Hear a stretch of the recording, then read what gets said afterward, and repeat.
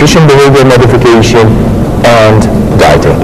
This is the three items that got #1 in the research, more than even gastric operation. But of course, Dieting has to be more about food. yes, nutrition Has to be about everything else. That's right.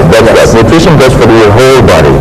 Dieting is a food programming. Is the last part in nutrition. So it's only a small part. So when I go for dieting, you have to go to the pool of nutrition, first of all. Then operation is the fastest, and it gets to results, yes, of course, with a lot of side effects. Skin side effects, optional of going through an operation, surgery, a lot of things that you have to be aware of. Yes. And actually, after the operation, your surgeon going to guide you to go into a nutrition program. And a lot of people got shocked there because they thought they bypassed this level of going to nutrition.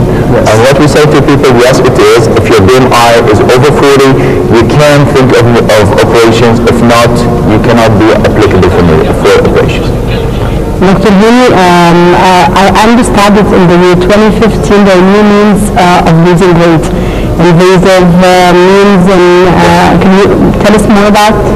Yes, one of the new technology, it's a Zeltec technology, it's the non-invasive liposuctions using cold, not heat as before. Before we used to use heat to melt fat, now we're using cold. This is the new tech. And it's non-invasive. Non-invasive means no operations, no needle at all. You can be awake during the whole operation system. It takes only 1 hour and it kills the fat. But we have to tell people that this is not a method of weight loss.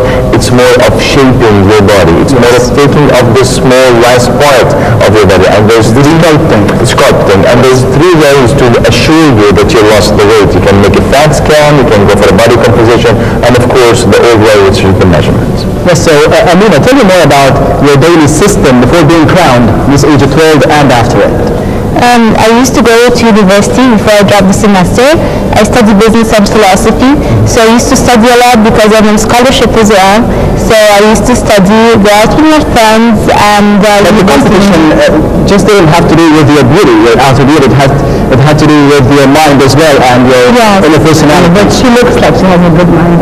Yes. thank you. Philosophy. It's very interesting to listen to her. Yeah, but you know, even my description of beauty, it's not just inner beauty, because most people, when you ask them, or most beauty queens, when you ask them what is beauty, they go and tell you, oh, it's not just outer beauty, it's inner beauty as well. Well, when I talk about beauty, outer beauty is part of it. We cannot just deny outer beauty and say, oh, it's just inner beauty.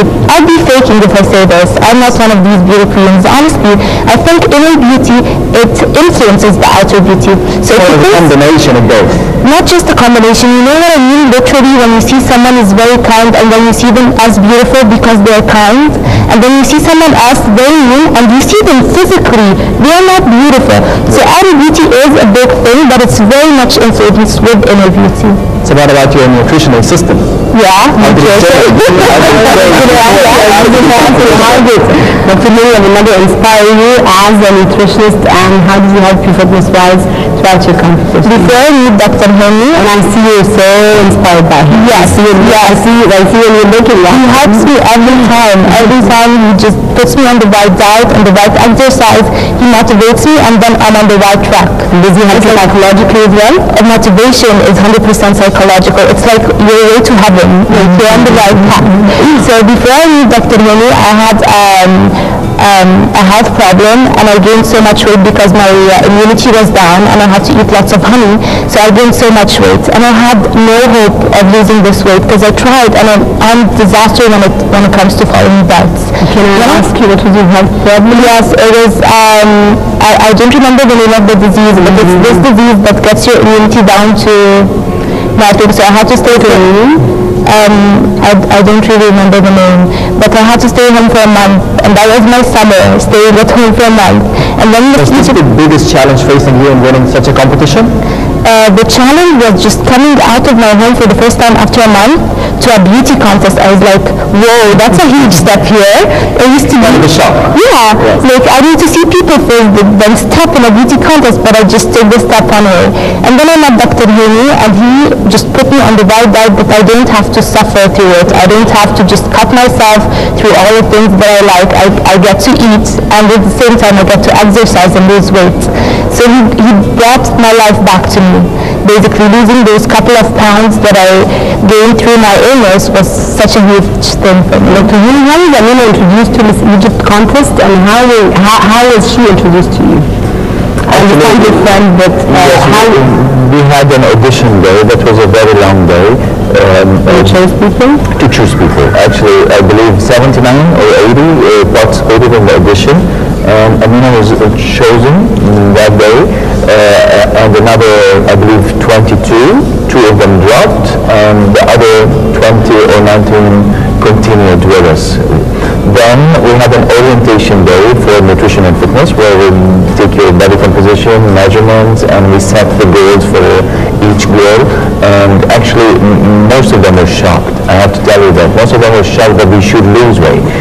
But I have to say that Amina wasn't. Actually, Amina was in the ideal body weight, but she wanted to be the most ideal body weight. You know, the ideal body weight. She's a challenging person. Yes, she can be from 42 maybe up to 56, but she wanted to be in the top. The extra step. The extra step. Yes. Yes. That's why we knew from the beginning that she has it. She wants to continue, and she was punctual, as I told you before, coming in times, and all the subjects and syllabus that we were doing, she was there and participating. What were the basis for choosing the girls to participate in the competition? Actually, this year it was much more organized than other years. We were 13 persons, I believe, or 11, something like that. Each one of us has something to do in the audition to pick. My part was measurement, body, ability to lose weight, even if they're fatter or they have a problem with the weight, and the skin condition. Well, that was my part. Others were thinking more about their culture. I believe Dr. Amal was the one responsible about that. Yusuf was responsible about to choose from his experience which one of them can really represent Egypt in the three competitions they will travel through. The language, how they can speak in different languages. So that was a different set of measures that we're doing to choose the girls. Yes, one final question for Amina. If we can be speaking to the girls and women of Egypt and the world through Nile TV right now, what are your tips for them for 2015? I would advise every girl and every woman watching this program right now to step up for her dreams and not postpone them. It's your time, it's your life. No one other than you knows what's best for you. It's just the advice of people and then your final decision. So don't be afraid of your dream. It's your time, step for it, and dreams do come true. Dr. Hini, one final question for you before we leave in this program. What do you advise people in 2015 to do for losing weight, for healthy life, and for to becoming better and more healthy? Actually, I hope in 2015 to see our And you're going to introduce new meals for fitness and for nutrition. Yes, I would love the country to be in a better situation. We wish all the hope for the Egyptians and for our president.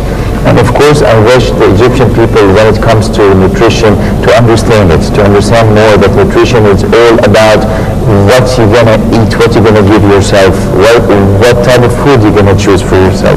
And actually, we're living with a little minimum of energy. I want people to believe that. You don't have to eat more to get more energy. You have to understand that eating should be in a specific times, when you should go to bed. Sleeping now, all the research talk about sleeping in the correct time and equal better health. People should believe in that, should believe in nutrition equal to be aware of your entire system and to be away from a lot of major diseases like diabetes, like high blood pressure, which is, I believe, 7 out of 10 in Egyptians are now sick with one of the two major diseases. What do you wish for Egypt before you end? I wish us to unite like we did, because when I was in this world, one thing they were very proud of Egyptians is that it's a symbol that when people unite, power exists. And this is what's happened, and I hope this is what will keep happening in the future. Yes, nutritionists, Ms. Amina Ashraf, Miss Egypt World, and Dr. Hani Abu Nada, the expert in clinical nutrition. Thank you very much for being with us today on Nile International, and a Happy New Year. Thank you, Dr. Hani. Thank you so much for being with us on our show, and Amina, thank you very much for being with us on our show. And it's we're proud for Egypt, and we're happy to have you. Thank you. And it's Happy New Year. Happy New Year. Thank you very much. Thank you. We'll go out for a quick break, so stay tuned.